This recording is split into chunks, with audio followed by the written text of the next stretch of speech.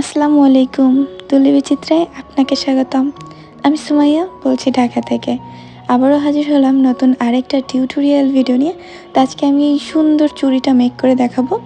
তো আর আমার হাতে যে চুড়িগুলো পরা দেখতেছেন, যে 4টা চুড়ি, ওইগুলোও কিন্তু আমি নিজেই মেক করেছি। সেগুলোর ভিডিও অলরেডি আমার ইউটিউব চ্যানেলে আপলোড আছে, আপনারা চাইলে দেখে আসতে পারেন। তো আজকে আমি শুধু এই যে মাঝখানের যে চুড়িটা, মানে মাল্টি কালারের যে ফুল আছে, গোলাপ ফুল, ওইটাই তৈরি করে দেখাবো। আর চুড়িগুলো দেখতে এত বেশি সুন্দর হয়েছে। সবগুলো চুড়ি কিন্তু আমার নিজের তৈরি করা। তো দুই পাশের এই যে দুই দুই করে 4টা চুড়ি টিউটোরিয়াল আছে, আর আজকে শুধু মাঝখানের ওই মোটা চুড়িটার টিউটোরিয়াল করব। তো প্রথমে এখানে আমি 5টা রেশমি চুড়ি আঠা দিয়ে একত্রিত করে নিয়েছি। এখানে আমি গ্লুগানের যে আঠা থাকে ওইটা দিয়ে জোড়া লাগিয়ে নিয়েছি। দেন একটা কাপড়ে আমি চুড়ির মাপে আগে থেকে দাগ কেটে একটু হালকা পাতলা ডিজাইন করে রেখেছিলাম। মানে চুড়িটা 5টা চুড়ি যে আপনি জোড়াইছেন সেটার চওড়া কতটুকু হয়েছে সেই মাপে আপনি দাগ কাটবেন ইঞ্চি টেপ দিয়ে মেপে। দেন ইঞ্চি টেপ দিয়ে চুড়ির রাউন্ড শেপে কতটুক আছে সেটাও আপনি মেপে নিয়ে ঠিক ততটুকুই ডিজাইন করবেন, বাদবাকি করার কোনো দরকার নেই। তারপরে এখানে আমি এই যে গাড়ি সুতাগুলো নিয়েছি, এইগুলো দিয়ে কিন্তু আমরা সেলাই মেশিনে সেলাই করে থাকি, সেই সুতাই এটা। তো এখানে আমি সুই সুতাতে ভরে নিয়েছি। এখানে দেখতে পাচ্ছেন সুতাটা কিন্তু মোটা দেখাচ্ছে, কারণ এখানে আমি 8 গুণ নিয়েছি, মানে ওই সুতাটাই আমি 8টা করে নিয়ে 8 তার আর কি নিয়েছি। কি বলে ওটাকে আমি সঠিক বুঝাইতে পারতেছি না। যাই হোক, আমি এখানে এখন এই যে ফ্রেঞ্চ নট দিয়ে নিচ্ছি, এই যে দেখতে পাচ্ছেন। আর আমি কিন্তু প্রত্যেকটা খুবই সহজে শুধু জাস্ট বৃত্ত এঁকে নিয়েছি, আর কিছু পাতা দিয়েছি। তো আজকে আমি টোটাল 16টা কালারের ফুল করব, মানে মাল্টি কালার, বুঝতেই পারতেছেন। মানে প্রত্যেকটা কালারই হালকা, মিডিয়াম আর ডার্ক কালারের শেড থাকবে।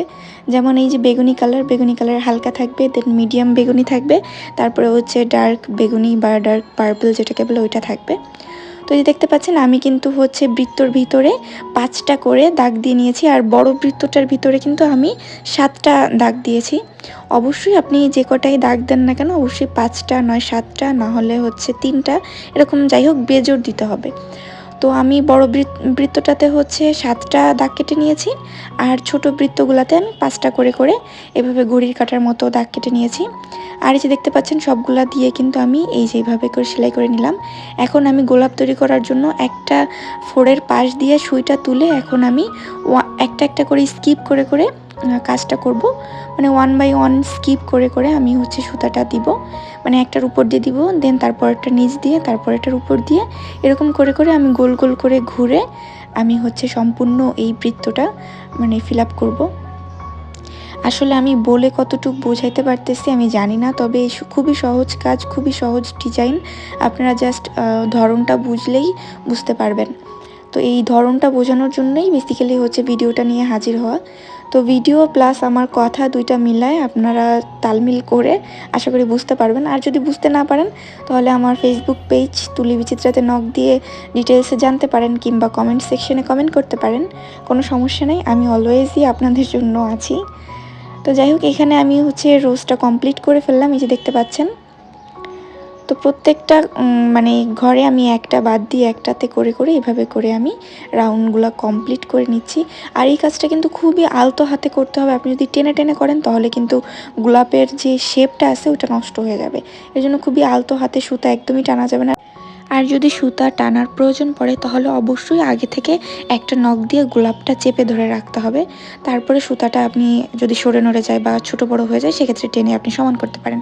তো এই দেখতে পাচ্ছেন আমি মিডিয়াম পার্পেলটা দিয়ে কাজ করেছি একটা ফুল। তারপরে এই যে এরকম আমি সবগুলা কালার দিয়ে কাজ করে নিয়েছি। দেন ওখানে আমি পাতাগুলা করব। তো পাতা করার জন্য আমি এখানে লাইট অলিভ আর ডার্ক অলিভ কালারের সুতা নিয়েছি। তো একটা পাতা আমি লাইট অলিভ করব, একটা পাতা আমি ডার্ক অলিভ করব। তো আমি জাস্ট পাতা করাটা দেখিয়ে দিচ্ছি এখানে আমি কিভাবে করেছি।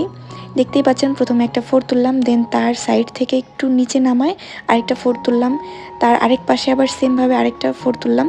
এরকম করে করে পাতাগুলো কমপ্লিট করে নেবেন, প্রত্যেকটা পাতা। তো আমি সবটা দেখাচ্ছি না এখানে, আমি জাস্ট একটাই দেখিয়ে দিলাম। আর আমি সবগুলো এইভাবে করে এই যে কমপ্লিট করে নিয়েছি। তো এখানে এখন আমি হচ্ছে এই সাইডের অংশটা কেটে নিব। তার আগে আমি দেখিয়ে দিচ্ছি যে আমার চুড়ির মাপে কিন্তু এই যে সম্পূর্ণ কাজটা হয়ে গেছে। দেন কাটার পরে এখন আমি চুড়িটার সঙ্গে এটা গ্লুগান দিয়ে অ্যাটাচ করে দিব। তো যে দেখতে পাচ্ছেন আমি কিন্তু দুই সাইডে একটু বাড়তি রেখে হচ্ছে কাপড়টা কেটেছি, যেন এটা অ্যাটাচ করতে সুবিধা হয়। আর বাড়তি রেখে কাটলে হবে কি, ওটা আমি যদি মুড়ে দিই তাহলে আর সুতা ওঠার চান্স থাকবে না। এই যেভাবে করে আমি ভাঁজ করে দিব, তাহলে কোনো ধরনের সুতা আর বের হবে না। দেন তারপরে আমি ওই যে সম্পূর্ণটা সেট করে নিলাম। এই যে দেখতে পাচ্ছেন আপনারা, এক পাশে কিন্তু আমি 1 ইঞ্চি কাপড় রেখেছি আর এক পাশে হচ্ছে আমি 1/2 ইঞ্চি কাপড় রেখেছি। এই যে এক পাশে 1 ইঞ্চি, এক পাশে 1/2 ইঞ্চি। তো এই 1/2 ইঞ্চি কাপড়টা আমি জাস্ট নর্মালি মুড়ে দিব। আর যে কাপড়টা 1 ইঞ্চি আছে ওইটা আমি প্রথমে এক ভাঁজ দিব, এই যে। দেন তারপরে আরেক ভাঁজ দিয়ে ওই পাশের কাপড়টার উপরে উঠাই দিব। দেন তারপরে এইভাবে একটা সুই সুতা নিয়ে আমি সেলাই করে দিব। তো আপনারা চাইলে এটা আঠা দিয়েও করতে পারেন, তবে আঠা দিয়ে করলে এটার ফিনিশিং ভালো হয় না। আর সুই সুতা দিয়ে আপনি একবারের জায়গায় দুইবার করতে পারবেন, বা কোথাও ভুল হলে আপনি সেটা খুলে আবার করতে পারবেন, বা একটু টাইট দিয়ে করতে পারবেন। কিন্তু আপনি যদি এখানে আঠা অ্যাপ্লাই করেন, আপনার যদি একবার আপনি কাপড়টা আঠার উপরে পড়ে যায় কোনোভাবে, ওইটা কিন্তু আর উঠানোর চান্স থাকে না। এর জন্য চেষ্টা করবেন কষ্ট হইলেও, একটু সময় লাগলেও সুই সুতা দিয়ে কাজটা করার। তারপরে আমি প্রত্যেকটা কাপড় বা সম্পূর্ণটা কাপড় আমি হচ্ছে এই যে মুড়ে মুড়ে সেলাই করে দিচ্ছি। এখানে ভিডিওটা অনেক ফাস্ট দেখা যাচ্ছে, কারণ আমি ফাস্ট করে দিয়েছি। আদৌ কিন্তু কাপড় মানে কাজটা এতটা ফাস্টলি করা যায় না। আসলে এইসব হাতের কাজ আসলে খুবই ধৈর্য সহকারে করতে হয়, কিংবা খুবই সময় সাপেক্ষর ব্যাপার। যাদের ধৈর্য নেই তাদের দ্বারা এই কাজ, হাতের কাজ আসলে অসম্ভব। তো এই যে দেখতে পাচ্ছেন চুড়িটা কিন্তু কমপ্লিট হয়ে গেছে। আর ফাইনাল লুকটা দেখতে পাচ্ছেন, মাশাআল্লাহ কতটা সুন্দর লাগতেছে। আর এখানে যে জোড়া আছে এটা কিন্তু বোঝাই যাচ্ছে না। তো এইটা একদমই মানে ইউনিক, আর হচ্ছে যে খুবই একদম চোখে লাগার মতো একটা ইউনিক চুড়ি হয়েছে। তো যাই হোক, আমার আগে থেকে করে রাখা চুড়ির সঙ্গে আমি একটু জাস্ট পরে দেখাচ্ছি যে এরকম একটা লুক আসছে। তো আপনারা চাইলে বিভিন্ন চুড়ির সঙ্গে এটা সেট করে পরতে পারবেন, কিংবা এই সেমভাবে আপনি আরও 2-3টা চুড়ি তৈরি করে এই গোলাপ ফুলের, তো একসঙ্গে কিন্তু সেগুলোও পরতে পারেন, ওইটাও ভালো লাগবে। মানে মোট কথা আপনি যেভাবেই এটা ক্যারি করেন না কেন, খুবই সুন্দর লাগবে আর খুবই ইউনিক হবে। তো এই ছিল আজকের ভিডিওটা ভালো লাগলে অবশ্যই একটা লাইক, কমেন্ট, শেয়ার করে দিতে পারেন। আর যদি নতুন বা ইউনিক কিছু শিখতে পারেন সেটাও আমাকে কমেন্ট করে জানাবেন যে আপু নতুন কিছু শিখতে পেরেছি। আসলে হয় কি, আপনাদের কাছে এটা জাস্ট লাইক, কমেন্ট, এটা শব্দ, কিন্তু এটা না আমার কাছে অনেক অনেক বেশি মোটিভেট করে, আমাকে কাজ করার প্রতি অনেক বেশি আগ্রহ তৈরি করে। হয় কি যে লাইক কমেন্ট না হলে আমি মনে করি যে কেউ পছন্দ করছে না বা কেউ দেখতে চায় না, আমি খামাখাই ভিডিও করছি, আপলোড করছি, আমি না তখন ভিতর থেকে ডিমোটিভেট হয়ে যাই। তো আমাকে মোটিভেট করার জন্য, নতুন নতুন টিউটোরিয়াল দেখার জন্য হইলেও একটা লাইক, কমেন্ট, শেয়ার করে দিবেন। আল্লাহ হাফেজ।